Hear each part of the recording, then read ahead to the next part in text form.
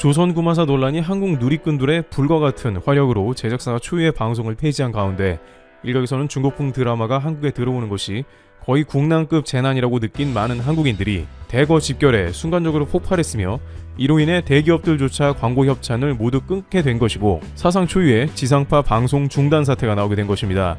논란이 되자 조선구마사 측은 사과문을 통해 중국 장면을 삭제하기로 했으나 결국 폐지 수순을 밟았습니다. 국내 누리꾼들은 그런데 여기서 그치지 않고 한국이 아닌 해외의 스트리밍 서비스도 큰 문제라고 지적하기도 했습니다. 누리꾼들은 해외에 나간 조선 구마사를 보고 중국은 역사 왜곡된 부분을 계속해서 중국에 유리하게 해석할 것이고 전 세계에 조선 왕조가 모독되어 나가는 것도 한국 입장에서는 절대 참을 수가 없다는 논리를 폈습니다. 일부에서는 해외에서 스트리밍 서비스가 계속 나가는 정황이 포착된다는 글이 올라왔습니다만 결국 조선 구마사는 해외 판권까지 금일 중으로 모두 내리기로 결정되고 해외 판권이 계약 해지가 됐습니다. 물론 드라마는 허구의 세계이기 때문에 그 모든 것이 작가의 상상력이며 창의적 소재라고 할 수 있지만 결국 중국 공산당까지 연결이 되어 영향받은 상황일 수 있다는 지적이 끊이지 않았기 때문에 한국 대중들의 입장에서는 문화 컨텐츠 1대1로만큼은 절대로 수용할 수 없고 퇴출되어야 한다는 것입니다. 이 과정 가운데 주목할 만한 것은 많은 한국인들의 민첩하면서도 사태 파악이 빠른 영리함이라고 할 수 있습니다. 누리꾼들은 순식간에 문제점을 제대로 파악하고 불매운동 및 출연자 리스트 등을 정리하면서 제작자를 비롯한 방송사를 압박했으며 그 가운데 역사 왜곡 논란이 빠르게 종료되었다는 것입니다. 따라서 네티즌들은 앞으로 비슷한 문제가 생길 때 동일한 방식으로 제작사와 광고주를 압박할 것이고 이것은 방송국들이 방송을 만들어 배포할 때에 겪는 매우 중요한 문제가 될 것으로도 판단됩니다.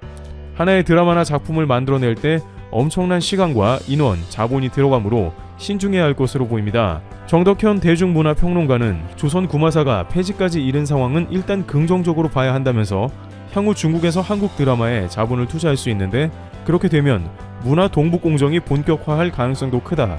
그런 상황에서 제작진이 알아서 중국향을 의식했다는 느낌이 드는 드라마가 나왔으니 시청자가 굉장히 세게 예방주사를 놓은 격이라고 분석했습니다. 그런데 여기서 일단락될 줄 알았던 조선구마 관련 논란이 오히려 이제 시작이라는 의견도 나옵니다. 앞으로도 비슷한 차원의 문제가 나올지 모른다는 각종 추측이 인터넷 커뮤니티를 중심으로 퍼져나갑니다. 앞으로 예정된 드라마 등 심상치 않다는 게 그 이유인데요. 연합뉴스에 따르면 콘텐츠 제작사 스튜디오&U가 올해 드라마, 영화 라인업을 지난달 17일 공개했는데 그 중에 해시의 신루가 네티즌들에게 논란이 됐습니다. 조선 궁궐 은밀한 곳에서 신비한 여인 해루를 두고 벌이는 한중 군주들의 불꽃 튀는 삼각 로맨스 이야기입니다.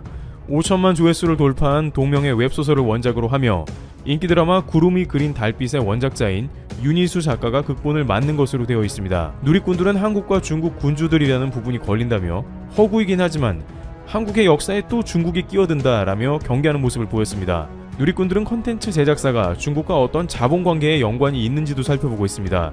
네티즌들은 원작에 중국 이야기가 없는 걸로 하는데 왜 중국의 왕이 포함되어 있는지 모르겠다고 하면서 방송 시작 전부터 열띤 토론을 벌이고 있는 상황입니다.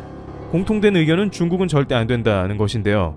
해당 드라마가 중국 자본의 영향 혹은 중국을 의식한 게 아니더라도 누리꾼들이 이렇게 예민한 이유가 있습니다. 실제로 중국의 자본들이 한국 컨텐츠 사업에 엄청난 자본을 투자하기 시작했다는 정황이 나오고 있습니다. JTBC 스튜디오 같은 경우에는 1,000억 원의 자금을 중국 텐센트에서 투자받았다고 나오는데요. 중국이 한국 제작사에 투자하는 이유는 명확합니다.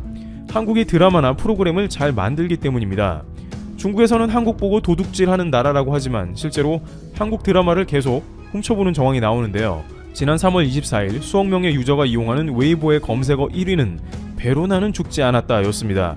아직 방송을 안 본 분에게는 스포가 될 수 있습니다만 펜트하우스2의 마지막 장면에서 나오는 말이라는데요. 문제는 중국에는 아직 한한령 여파로 인해서 한국의 방송이 나갈 수가 없고 오직 불법으로만 볼 수 있습니다. 그런데 펜트하우스2의 마지막 장면이 검색어 1위에 오를 정도라면 수억 명의 인구가 한국의 드라마인 펜트하우스2를 아주 열렬히 시청하고 있다는 말이 됩니다. 뒤에서는 한국 드라마를 모두 불법으로 보고 있습니다.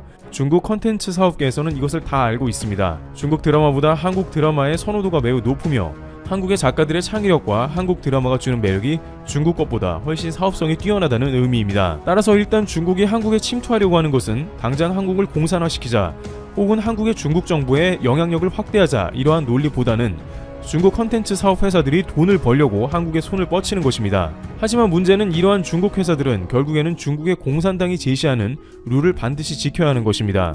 결국에는 한국에 막대한 돈을 투자한 다음에 한국의 프로그램에 각종 중국색을 입혀버리는 게 문제가 됩니다. 한국에서도 중국의 막대한 자본력과 시장을 알고 있기 때문에 그들의 요구를 조금씩 반영하기 시작하는 것입니다. 처음엔 약간씩만 프로그램에 색을 입히다가 나중엔 한국의 역사를 대놓고 왜곡할 수 있습니다. 다만 이번에 조선구마사 논란으로 인해서 단번에 한국의 대중들이 중국은 절대 안 된다는 사인을 줬기 때문에 앞으로 한국 제작사들은 중국 돈을 받았어도 매우 조심스럽게 컨텐츠를 전개해 나갈 것으로 관측되고 있습니다. 하지만 많은 대중들은 이미 한국에 상당한 중국 자금이 들어온 것을 크게 우려하고 있는 상황입니다. 현재 누리꾼들은 JTBC 스튜디오에서 선보일 설광하라는 드라마를 눈여겨보고 있는 상황이기도 합니다. 여기에는 중국의 소재가 쓰이지는 않았지만 5.18 민주화 운동을 왜곡할 수 있다는 추측도 제기됩니다.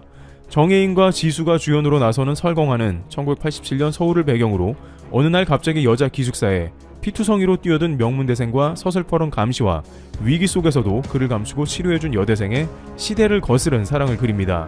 온라인에서는 남 주인공이 운동권 학생인 척하는 간첩으로 설정된 점, 남녀 주인공 이름에서 실존 인물이 떠오르게 한 점, 안전기획부 팀장 캐릭터가 미화된 점이 지적되고 있습니다. 이에 드라마 측은 내부 모니터링을 지속하면서 문제가 될 만한 장면은 모두 찾아내 수정할 것으로 알려졌습니다. 이러한 맥락상 중국에 대한 영향력은 미미할 것으로도 보이나 누리꾼들은 텐센트가 투자한 맥락에 대해 우려하면서 중국의 입김은 한국의 민주화 운동을 자칫 퇴색시키는 방향으로 드라마가 만들어질 수 있다는 의견도 냅니다. 조선구마사의 경우 작가 소속사의 자핑코리아의 건물에는 중국 관영신문 인민일보가 입점되어 있다고 합니다. 일부 매체에서는 자핑코리아의 대표이사가 중국 관영 인민일보의 간부라는 보도가 나가기도 했습니다. 자핑코리아는 중국 항저우 자핑픽처스의 한국 법인으로 결국 중국 자본에 의한 영향력을 의심받고 있으며 이것이 자칫 인민일보 등 중국 당국까지 영향력이 있을 수 있다는 추측도 각종 매체에서 제기된 상황입니다. 자핑코리아 측은 이와 같은 논란에 대해서 전혀 사실이 아니라고 입장문을 내놨습니다만 한국의 누리꾼들은 이미 너무 많은 국면에서 중국의 자본이 국내외에 끼치는 영향력을 봐왔기 때문에 여전히 의구심을 표현하는 상황이 나오고 있습니다. 중국 자본이 이미 깊숙이 들어온 모양새라는 것이죠. 누리꾼들은 앞으로 약 4개의 드라마가 중국풍 혹은 중국 자본력의 영향이 적지 않게 의심되고 있다면서 소위 간을 보는 방송이 이어질 수 있다고 지적합니다. 이번에 조선구마사가 역사 왜곡 논란으로 퇴출당하는 사상 초유의 사태가 일어났기 때문에 일단은 방송사들이 조심하면서 중국색을 숨길 것이라는 이야기입니다. 그러나 업계에서는 지나친 중국 경계는 일종의 짜맞추기라는 의견도 조심스럽게 제시되고 있습니다. 원래 한국 작품은 중국 PPL이 없어도 중국의 수출이 간간히 되고 있었고 중국 자본 비율이 낮다는 것입니다. 한 메이저 드라마 제작사 관계자는 26일 중국 판매를 위해 중국 PPL을 받았다는 것은 업계 현실을 모르는 짜맞추기식 해석이자 침소봉대라면서도 중국과 관련된 PPL이라면 소액이라도 모두 빼고 있다. 드라마가 폐지까지 되는 상황에서 굳이 위험을 감수할 이유는 없기 때문이라고 분위기를 전했습니다. 코로나19 장기화에 세트장 안에서 찍을 수 있는 사극의 비중이 높아진 분위기라 영향을 받는 제작사도 많습니다. 한 관계자는 고증 문제로 사극을 앞둔 제작진이 정말 긴장하는 분위기라고 전하기도 했습니다. 이와 같이 한국 역사 드라마는 중국의 동북 공정이 거세지고 그 힘을 과시하면서 훨씬 긴장의 수위가 높아진 상황입니다. 이번 조선 구마사로 몸살을 겪은 만큼 앞으로 방송계도 중국 자본에 대한 경계를 강화할 것으로 보입니다. 트래블튜브 여기서 마치겠습니다. 감사합니다.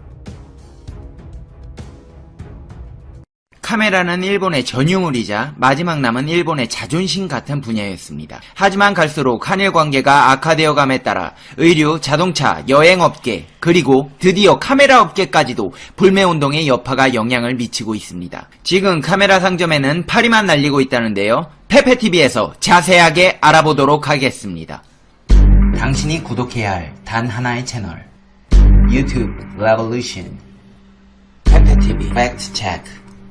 일본의 한국에 대한 반도체 핵심 소재 수출 규제와 화이트리스트 한국 배제 등으로 국내에 슬고 있는 일본산 불매운동이 디지털 카메라 시장에 악재를 던지고 있습니다. 일본 브랜드가 주도하는 디지털 카메라 시장은 스마트폰의 카메라 기능 고도화에 한일 경제 분쟁까지 겹치는 설상가상의 상황을 맞이하고 있습니다. 서울 숭례문 오거리와 남대문 시장 사이 코너길에 몰려있는 15개 남짓되는 카메라 매장들은 대부분 소니, 니콘, 캐논 등 일본 브랜드의 이름을 간판에 달고 있습니다. 일본이 지난 7월 4일 반도체 및 디스플레이 핵심 소재 3종에 대한 한국 수출 규제를 단행한 여파로 손님들의 발길이 끊이지 않는 시장 입구와는 달리 카메라 매장은 한산했습니다. 손님이 있는 매장은 두세 곳밖에 되지 않았습니다. 용산 리빙파크 2층에 밀집된 일본 카메라 매장들도 마찬가지로 한산했습니다. 추석맞이 할인 행사가 시작되는 날이었지만 카메라 매장 전체에 손님은 10명도 채 되지 않았습니다. 그 중에서도 절반은 외국인 손님이었습니다. 카메라 매장 직원들은 작년 여름에 비해 매출이 40% 줄었다면서 사장님들끼리 만나면 늘 우는 소리가 나온다고 말했습니다. 카메라 업체 사장들은 요즘 장사 어떠냐는 질문에 카메라 시장에 성수기로 볼 수 있는 7월부터 나타난 실적 부진이 계속 이어지고 있다는 설명을 했습니다. 온라인 시장도 다르지 않습니다. 가격 비교 사이트 다나와의 관계자는 디지털 카메라 판매량이 6월만 해도 전월 대비 증가세를 유지했지만 7월에는 10%, 8월에는 14%로 각각 전월 대비 감소했다고 전했습니다. 성수기인 여름철에 2개월 연속 감소세를 보인 것입니다. 업계 관계자는 지금과 같은 매출 감소는 처음이라면서 있으면 나도 국산 제품으로 팔고 싶다고 말했습니다. 일본 브랜드가 사실상 장악하고 있는 카메라 시장에서 대체재를 구하기 마땅하지 않은 현실을 털어놓은 것입니다. 소비자들 역시 대체재가 없어 아예 구매를 미루는 분위기입니다. 유튜브 영상 촬영을 위해 카메라를 찾고 있던 사람들은 당장 구매하는 것을 포기하고 있습니다. 현장에서 만난 관계자와 소비자들의 반응은 카메라 시장이 일본 불매운동의 직격탄을 맞은 이유가 일본 브랜드에 대한 대체재가 부족하기 때문이라는 분석을 뒷받침합니다. 일본 니혼게이자이 신문에 따르면 캐논, 니콘, 소니, 후지필름, 몰림푸스 등 일본 브랜드는 지난해 세계에서 팔린 카메라 시장의 85.2%를 점유했습니다. 일본 카메라의 점유율이 높은 탓에 일본 제품 보이콧이 아예 카메라 자체 불매로 이어지고 있는 것입니다. 국내 디지털 카메라 브랜드로 유일했던 삼성전자가 지난 2016년 이 사업을 접으면서 대체할 만한 국산 제품이 없습니다. 한국 제품을 찾는 손님이 있는데 제품이 6년 전 모델이라고 하니까 결국 캐논의 신제품을 사갔다며 대체재가 마땅치 않아 사실상 불가능하다고 업계 관계자는 전했습니다. 독일의 라이카, 스웨덴의 하셀블라드 등 다른 나라 브랜드가 있긴 하지만 일본 제품보다 비싸 일반인들이 사기에는 엄두를 내기 힘들다는 게 소비자들의 입장입니다. 영상업계 관계자들은 업계에서도 불매운동을 하자는 분위기가 있었다고 말하면서도 일본 브랜드를 대체할 제품이 없다고 전했습니다. 이 때문에 일본 불매운동을 권장하며 일제 대체 제품을 추천해주는 노노재팬 사이트에서도 캐논과 니콘은 대체 어려움이라는 문구가 떴습니다. 일본 카메라 업체들은 일제 불매운동에 영향을 묻는 질문에 민감한 반응을 보였습니다. 소니 코리아 관계자는 정치적 사안과 관련해 중립의 태도를 고수하고자 노력한다며 신제품 프로모션 행사 개최 여부 등을 확인해 줄 수는 없다는 입장을 보였습니다. 캐논 코리아 컨슈마이징 관계자는 1년에 한두 번 정도 기자 간담회를 진행하는 편이지만 올해는 아예 진행하지 않았다면서도 그 이유에 대해선 말을 아꼈습니다. 내부적 이슈에 의한 것이라 정확하게 알 수는 없다고 했습니다. 이렇게 일본 카메라 업계는 한국에서의 불매에 직격탄을 맞고 있습니다만 마땅한 대체재가 없어 소비자들이 난감한 상황에 처해 있습니다. 삼성조차 카메라 사업에서 수익성의 문제로 사업을 접은 상황인지라 고노다로 일본 방위성이 캐논과 니콘 카메라를 쓰는 기자들을 향해 조롱 섞인 반응을 보인 것이 한국인들로서는 더욱 약오를 수밖에 없는 상황입니다. 반대로 말하자면 이렇게 대한민국은 가능한 모든 분야에서 일본 불매운동을 진행하고 있다는 말이 됩니다. 이는 국민들의 자발적인 참여에 의한 것인데요. 그렇다면 지금부터는 정부에서 어떤 조치를 취하고 있는지 알아보도록 하겠습니다. 팩트TV 팩트체크. 대한민국 정부는 일본의 수출 규제 강화 조치에 대해 세계무역기구에 제소하기로 했습니다. 유명희 산업통상자원부 통상교섭본부장은 정부 서울청사에서 정부는 우리나라의 이익을 보호하고 정치적 목적으로 교역을 악용하는 행위가 반복되지 않도록 일본의 조치를 WTO에 제소하기로 했다고 밝혔습니다. 이어 유 본부장은 일본의 수출 제한 조치는 일본 정부의 인사들이 수차례 언급한 데서 드러난 것처럼 우리 대법원의 강제징용 판결과 관련된 정치적 동기로 이뤄진 것이다. 우리나라를 직접적으로 겨냥한 차별적 조치다 라고 말했습니다. 일본은 지난 7월 4일 반도체 디스플레이 핵심 소재 3개 품목에 대해 한국 대상 수출 제한 조치를 했습니다. WTO 제소 절차는 우리 정부가 양자협의 요청 서한을 일본 정부와 WTO 사무국에 전달하면서 공식 시작합니다. 이후 2개월 동안 일본과 합의가 이뤄지지 않으면 WTO에 패널 설치를 요청합니다. 최종 소송 결과가 나오기까지 2년여 시간이 걸립니다. 정부는 양자협의 요청서에 일본의 WTO 협정 의무 주요 위반 사항 3가지를 담았습니다. 정부는 일본이 세계 품목에 대해 한국만을 특정해 포괄허가에서 개별 수출허가로 전환한 것은 WTO 근본 원칙인 차별 금지 의무, 특히 최애국 대우 의무의 위반이라고 판단했습니다. 수출 제한 조치의 설정, 유지, 금지 의무도 위반이라고 봤습니다. 일본 정부는 자유롭게 교역하던 세계 품목을 각 계약 건별로 반드시 개별 허가를 받도록 하고 어떤 형태의 포괄 허가도 금지했습니다. 또 정부는 일본 조치가 정치적 이유로 교역을 자의적으로 제한하는 것이라고 했습니다. 이는 무역 규정을 일관되고 공정하고 합리적으로 운영해야 하는 의무를 위반한다고 판단했습니다. 정부는 지난달 28일 일본의 한국 대상 백색 국가제에는 이번 소송에서 제외됐습니다.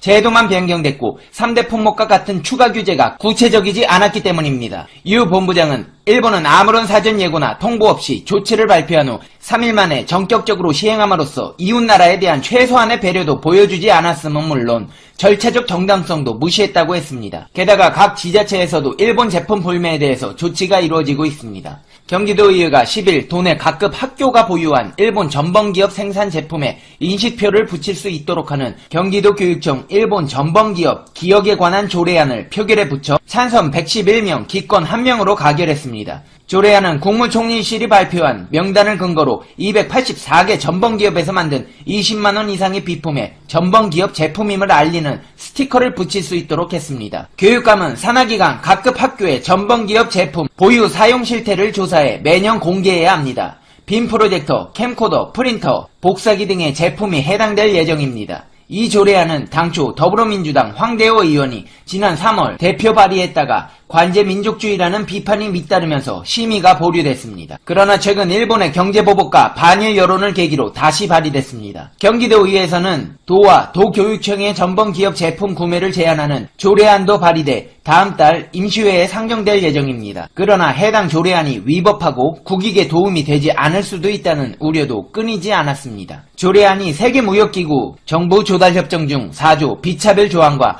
지방계약법에 위배될 수 있다는 지적도 나왔습니다. 정부 관계자는 지방의회의 입법권에 관한 문제라서 의견 개진이 조심스러울 수밖에 없다며 어떻게 소통해야 할지 고민하고 있다고 말했습니다. 일본 정부 차원에서는 이렇게 한국 정부나 시도 주도하에 이뤄지는 불매운동들은 실효성을 떠나서 부담스러울 수밖에 없습니다.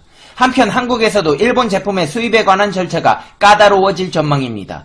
우선적으로 방사능이 가장 우려되는 석탄재가 타겟이 되었습니다. 우리나라가 수입하는 여러 폐기물 가운데 석탄재는 100% 일본산입니다. 방사능 걱정이 당연히 따르는 품목입니다. 그래서 정부가 일본산 석탄재에 대해서 전량을 모두 검사하기 시작했습니다. 정부가 일본 석탄재에 대한 방사능 검사를 강화한 이후 처음으로 일본에서 강원도 동해안에 아시안 피닉스호가 입항했습니다. 이 배에는 일본 교토부에 있는 마이즈루 발전소에서 나온 석탄재가 실려 있었습니다. 이 석탄재는 시멘트의 원료로 쓰입니다. 이전에